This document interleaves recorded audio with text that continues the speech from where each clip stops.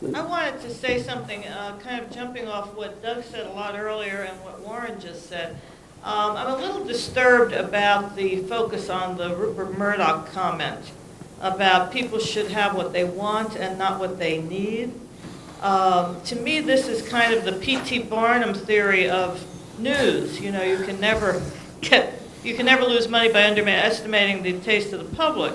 And you know, I'm reminded, of course, of the famous statement from, which may or may not be mythical, of when Bloomingdale's canceled their advertising in the New York Post, and Rupert Murdoch approached the president of Bloomingdale's and said, "Why are you doing this?"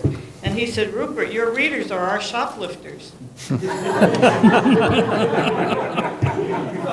And so, you know, there are different media that serve different purposes. And yes, what Warren is saying is true, that you do have to have a multitude of ideas out there. I think that what we are most concerned about is that the louder and more abrasive voices are wiping out the more reasoned voices.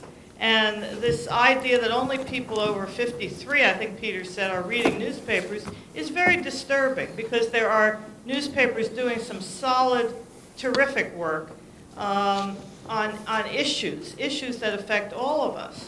And I think that the cacophony of voices out there that are divisive are taking precedence over. For instance, I've heard nobody come out and say what noble work was done by the media in Hurricane Katrina.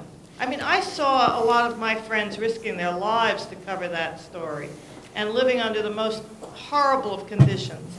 The same has to do with Iraq. We see nothing about what the press is doing positively. We only hear about the negatives. And I know that that's not of much concern to the courts, but I think that it spills over, because in my view, everything in society eventually spills over into the courts. And if we're going to have trials that deal with Abu Ghraib and trials that deal with terrorists, that is going to spill over into the courts. I think that we need a multitude of voices to be heard. And that is our challenge right now, is to not let the divisive voices take over. Tom? Yeah, not a controversial comment. First of all, I can understand drawing a distinction between professional journalists and the tabloid types that we've been complaining about, or I've been complaining about. But let's not give too much credit to the professional journalists, because the professional journalists have been giving business to the tabloids. For example, NBC had Mike Taibbi, who I think is a total professional. They also used Diane Diamond of Court TV as an analyst during the Jackson case. ABC had Jim Avila, who was a total professional, but ABC also hired Martin Bashir as a consultant on the Jackson case. So the major networks should not be, exonerated as part of the problem. They are actually helping to perpetuate the problem when they choose to.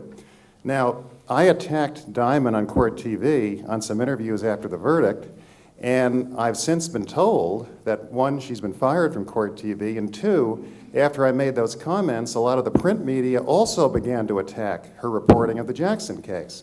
So in fact, the professional journalists and the real reporters do have a certain ability to stop some of this. So there isn't the clear distinction everybody is trying to pretend there is. It just isn't there, at least not based on the Jackson case.